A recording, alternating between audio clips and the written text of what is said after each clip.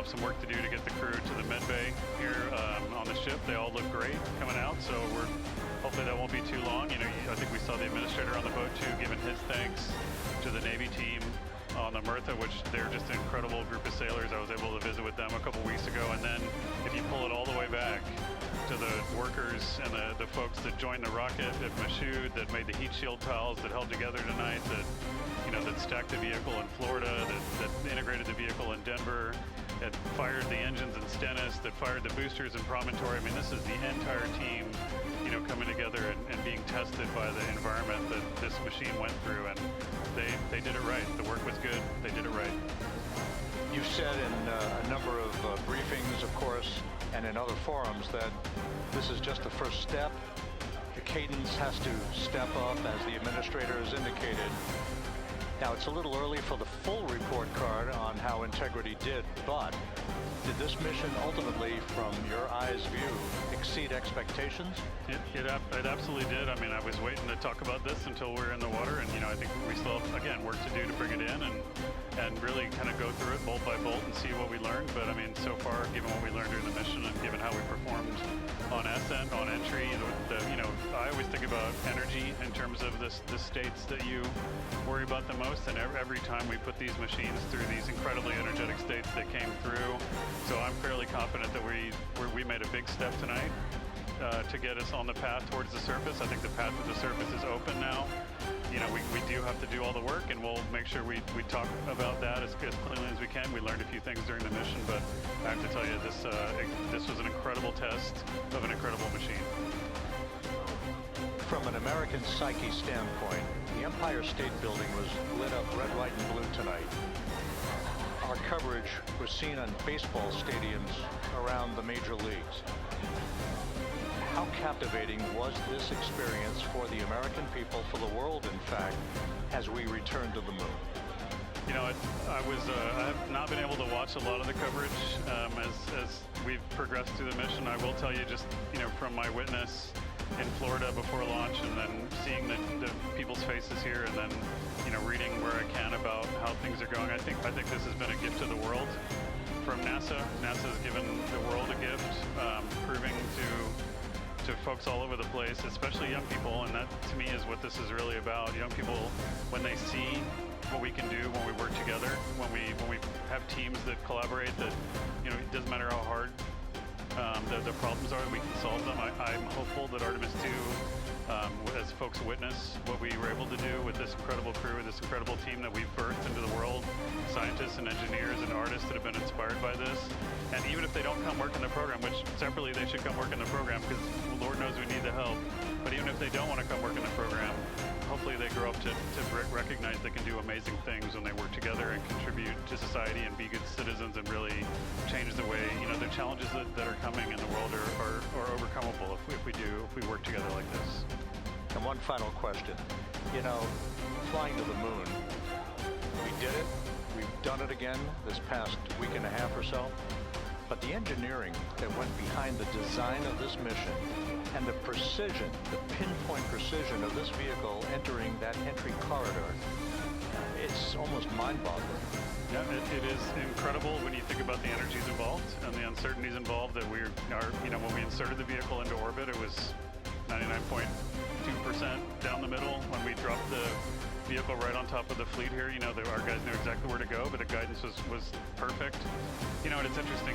I've got this question a lot over the last few weeks about, we did this before 53 years ago, and that it is a reasonable thing to contemplate, like what's gone on since then. And what I tell you is, when we did Apollo, which again, the more we learn about what they did, the more magical it seems what they were able to accomplish given the technology and the learnings that they had. But when we did Apollo, the architects of Apollo, Gilbert, Seaman, von Braun, Mueller, what they really wanted to do, as they were contemplating what it meant to expand our range of action to the lunar surface, what they wanted to do was learn how to live and work in space for a long time. They wanted to do that first before they were confident they could expand their range of action to the moon. Now, of course, the politics of the time and the mission at the time was different, and so they had to go straight to the moon and bring people home. And then after that, the program kind of lost its momentum. But after that, NASA kept moving along those paths, right? So we recognized during Apollo that reusability was going to be important. We spent a lot of money on those machines, and we spent a lot of money on these machines here. Even though, but we recognized that reusability was important, which is why we built a winged space plane called the Space Shuttle, and then we used that reusable machine to build a space station. And we learned for 25 years how to live and work in space, and have been able to develop technologies that can enable exploration. So really, what I think is now, 53 years later, we're at the point where the architects of Apollo would have been pleased that we're now ready to actually go back to the moon and go back to stay, because we've learned all the things we needed to learn. There's a lot of people pleased here tonight, and we really thank you for joining us, Amit. Amit Kshatriya, NASA's Associate Administrator, as we begin to hoist the crew onto the helicopters to head back to the recovery ship. Thank you very much. Thank you, Ron. Congratulations, Amit.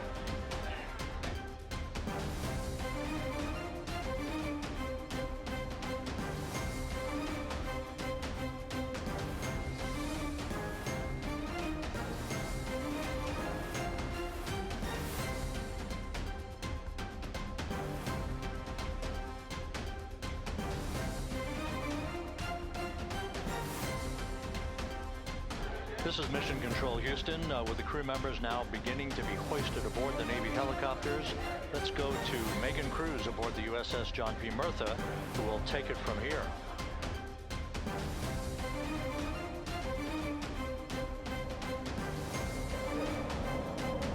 Hey Rob, yeah, back on the bow of the ship here, we are seeing the helicopters circling Orion, the first one there, having just completed picking up the first astronaut. Kilo 2 now, hovering just 40 feet above the front porch, lowering a recovery specialist out of the helicopter. That person will touch down in the front porch just there.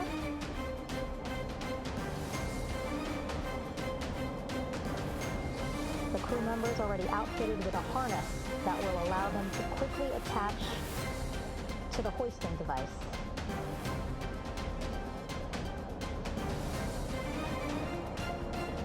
Look at the power of those blades throwing water out at the center there. The front porch with now 3 astronauts and the recovery specialists. Again, crews already outfitted with a harness vest. And here we go. Second astronaut now off the front porch, getting hoisted into the second helicopter.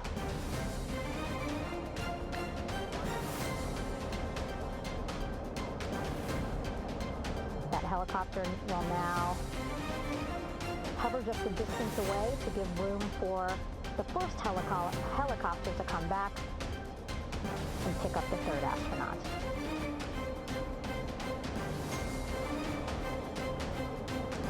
As we wait for that helicopter to come back, make its way back around, just want to mention that the President of the United States called our NASA administrator today while he was on the ship, just minutes after we interviewed him live on our coverage, and congratulated him and NASA on this history-making moment tonight.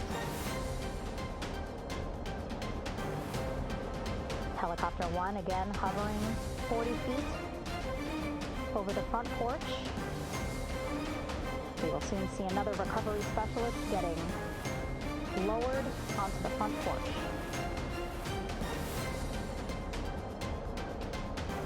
Wow, imagine sitting on that front porch, the wind, the water.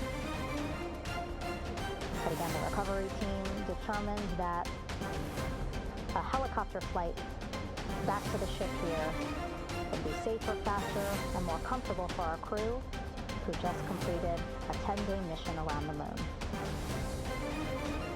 Third astronaut in the air, getting hoisted quickly back into the first helicopter now.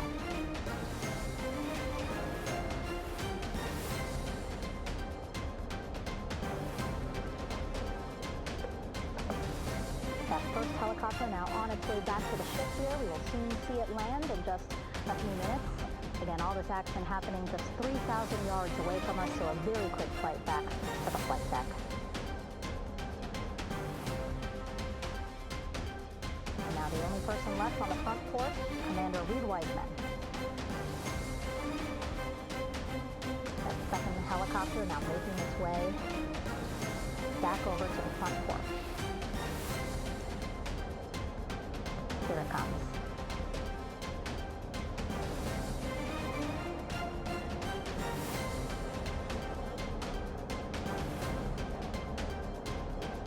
Making its final approach here.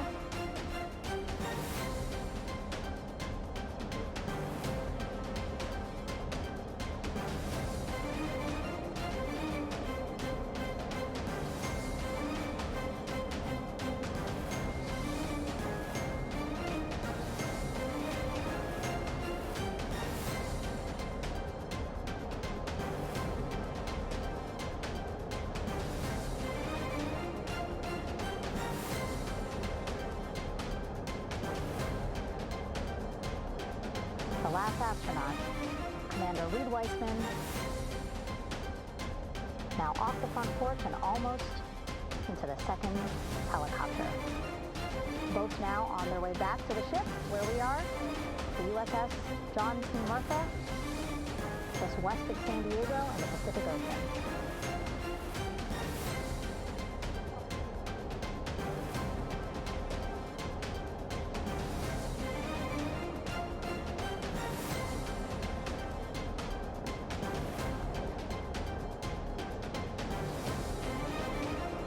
Exciting to see our 4 crew members minutes away from landing on the flight deck here on the recovery ship.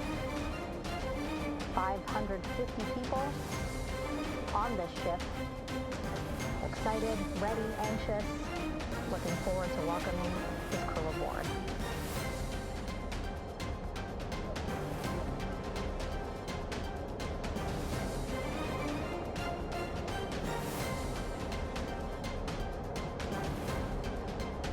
Watching them now with our own eyes. Close to the ship here. Hearing them begin to hover on the flight deck, which is just across from us, here on the bow.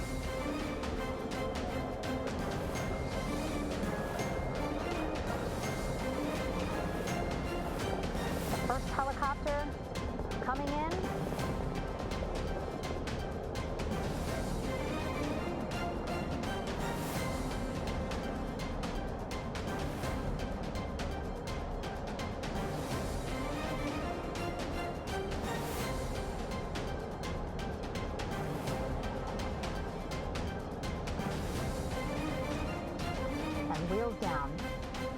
Wheels down of the first helicopter, carrying 2 of our Artemis II crew.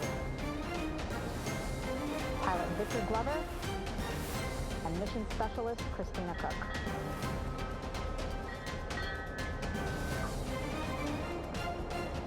Kilo 1 on deck reported on the recovery loop, again the mission audio loops that the recovery team are using here to communicate with one another. And an announcement just made on the ship, integrity incoming. 2 more helicopters on their way to the flight deck, one carrying the crew, the other, one of our imagery helicopters. Again, kudos to our imagery and aerial teams for giving us these beautiful views of history in the making. Set amid a gorgeous, soon-to-be sunset here in the Pacific Ocean.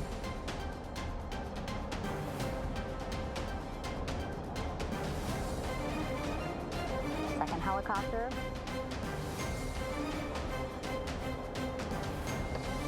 Making its approach of the flight deck.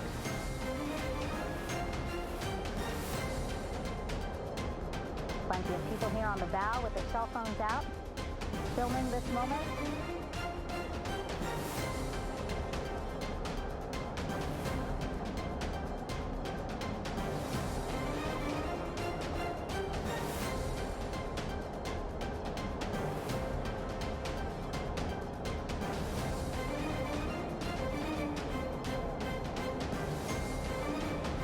impressive flying here by the Navy as we are seconds away from wheels down. And there you go. We now have all 4 Artemis II crew members on the USS John P. Murtha.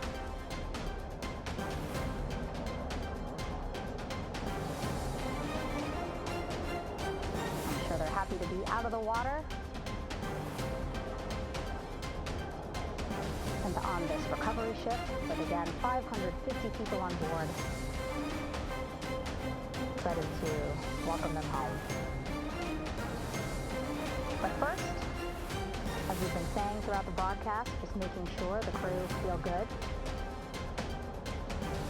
We reported that they were feeling good when they were in Orion, but those were just initial, quick, verbal assessments of how they're feeling.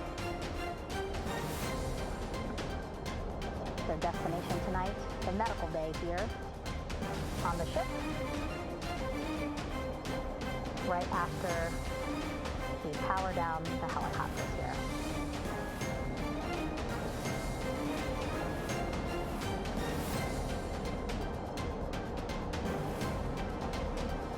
The team on the flight deck working quickly but methodically.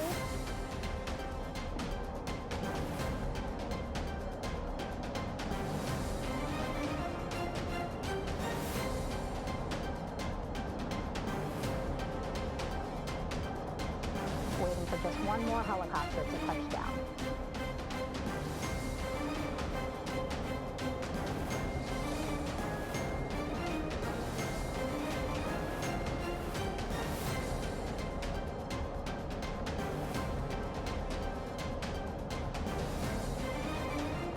Very limited personnel here on the flight deck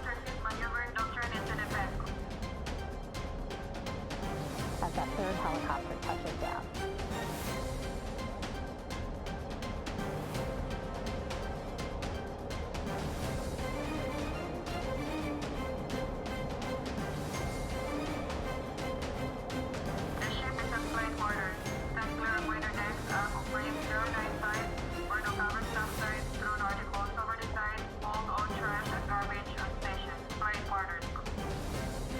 While just a few folks on the flight deck itself, there are plenty more on some upper decks. I see some of our views.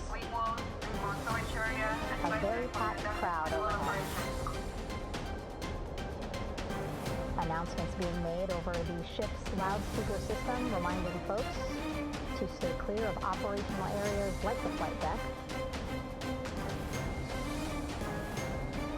so that teams can work quickly to get the crew off of the helicopters and into the medical bay.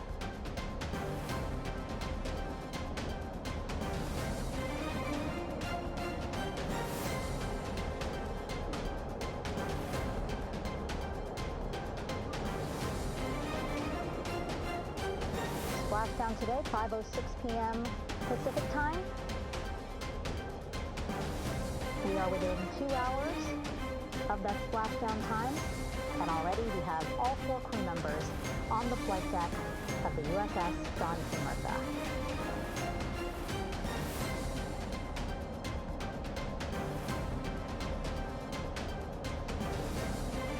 Again, crew waiting before getting out for the helicopters to completely shut down.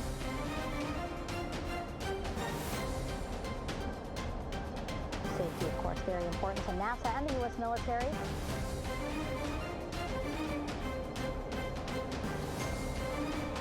So we'll wait just a couple of minutes here before we start seeing crew members walk off the helicopters one by one.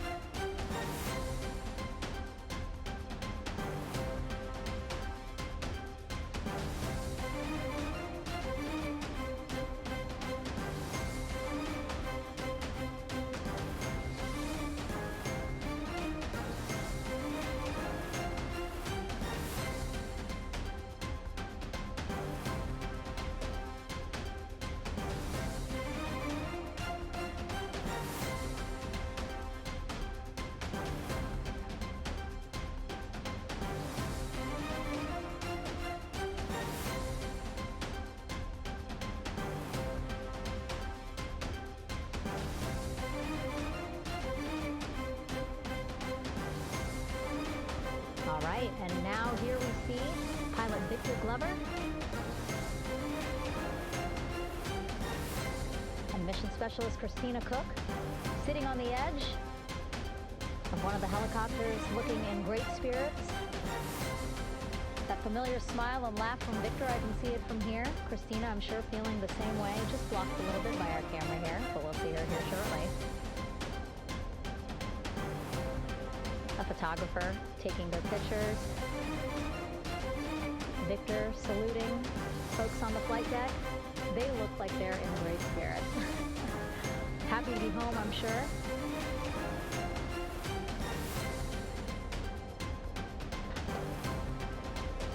If you're sitting at home, I hope you too are wondering, what would you want to ask them if you got a chance to talk to them, because that is what I'm thinking about.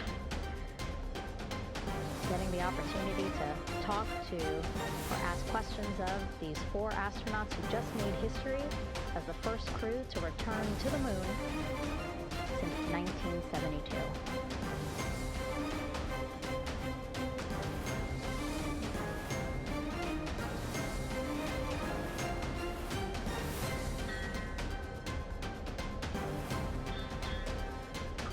Oh, there we see Christina there, also smiling, finally peering out, waving at the cameras. Hello to you too, Christina, yes? Welcome back. Welcome, welcome home.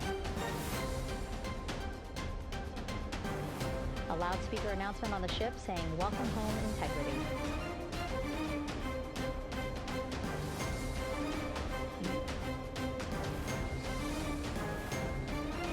Victor in great spirits.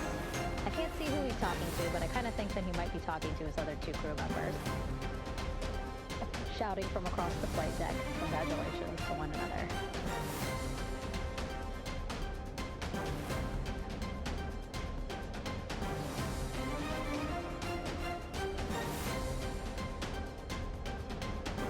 And so now we see some Navy personnel walking up to the helicopter.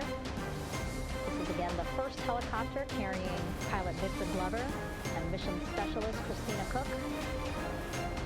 Both have taken off their helmets now.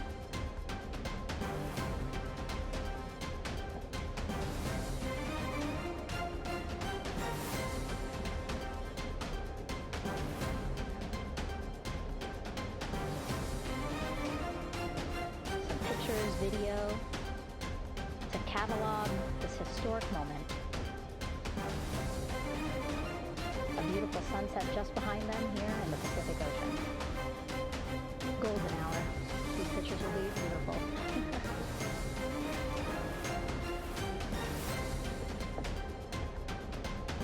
Now we see NASA Administrator Jared Isaacman. He is on the flight deck, as well as Flight Surgeon Rick Schuring walking over to Victor and Christina first. We saw the administrator walk over to the other helicopter, which is carrying Commander Reed Weitzman and Mission Specialist Jeremy Hansen.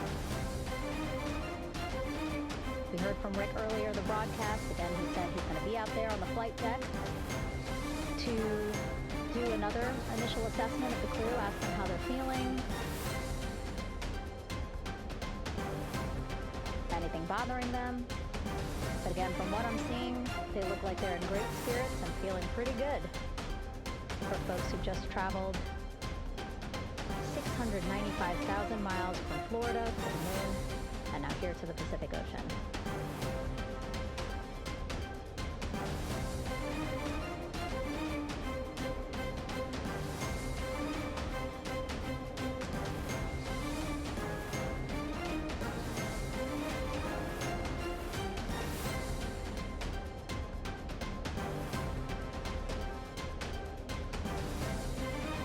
Seeing NASA Administrator Jared Isaacman walking across the flight deck. He had been talking to Reed and Jeremy, now approaching Victor and Christina. A hug from Victor, a hug from Christina. What a moment that we're getting to experience together.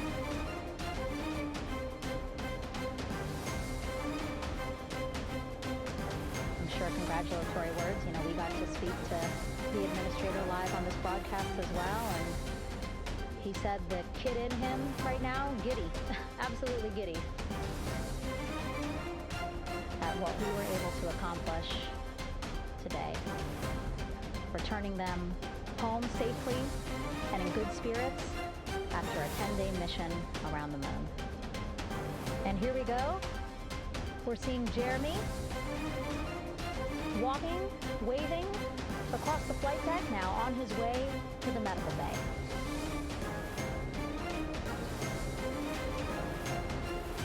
It's a short walk, less than a minute. Again, that's why the recovery team decided to use helicopters to get them on the flight deck for that short walk to medical bay. And now on the flight deck, we see the chief of the astronaut office, Scott Tingle. Rick Shuring switching places. He's going over to the other helicopter. Big hugs from Victor, Christina to Scott. Again, a gorgeous sunset setting the stage for this recovery tonight.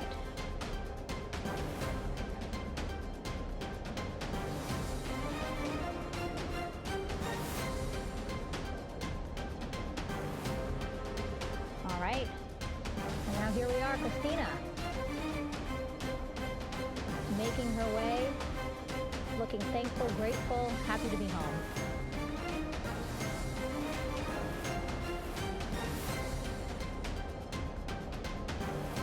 You can see she's looking up again, lots of people, just a few levels up off the flight deck, welcoming her home.